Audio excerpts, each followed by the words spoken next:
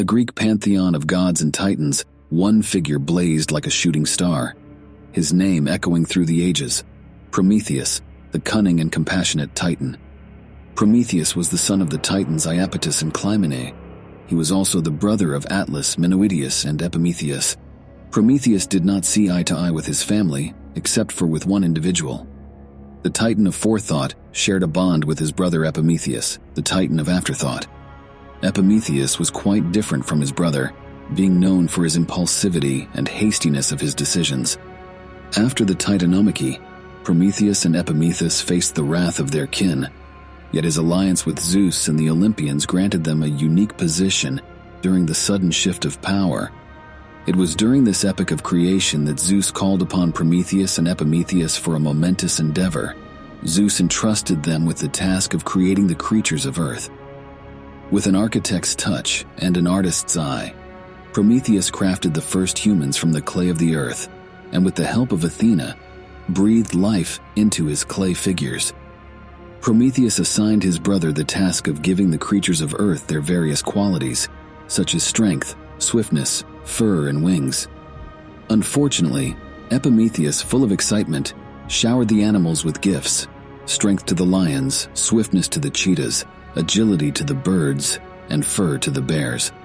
However, in his haste and enthusiasm, he had given away all the magnificent qualities to the animals, leaving nothing for the creation of mankind. As Epimetheus realized his mistake, he turned to his brother Prometheus for guidance.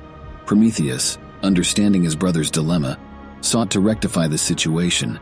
Prometheus knew that something must be done to protect these creations from their own extinction. With heartfelt compassion, he devised a plan to rectify the situation. Prometheus decided to make man stand upright, just as the gods did.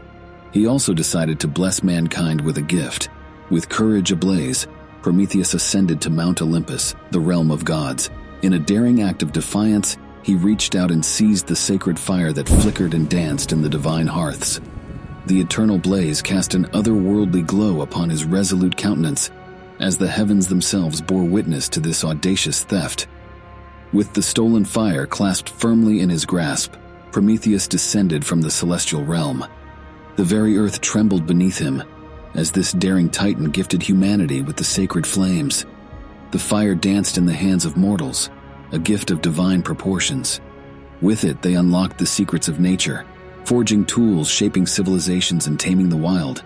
The sacred flames illuminated the depths of their souls, igniting a hunger for knowledge, thirst for progress, and most important of all, helped ensure their survival. But the daring act of defiance had not gone unnoticed by the gods. Zeus approached Prometheus and decreed that man must present a portion of each animal they feasted on as a sacrifice to the gods. Prometheus's love for man was much more than his love for the Olympians. Having heard this, the daring Prometheus decided to trick Zeus. He created 2 piles for Zeus to pick from. One pile contained the animal's bones covered in juicy fat, while the other was delicious meat hidden within the animal's hide. Prometheus then asked Zeus to pick the pile that man should sacrifice to the gods. With a glance at the piles, Zeus chose the bones covered in fat, thinking this was the better option.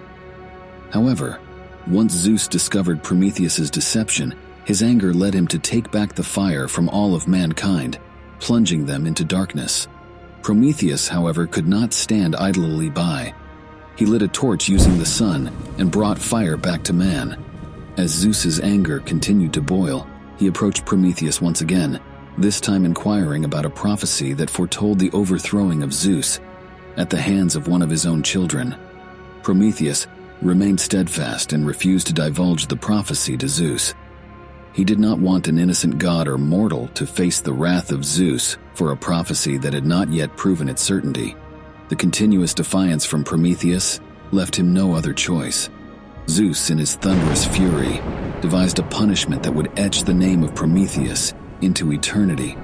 Zeus bounded Prometheus to a colossal rock in the desolate wilderness as he was forced to face the torment of a fearsome eagle with fiery wings, its beak tearing at his exposed chest every morning and every night, feasting on his regenerating liver.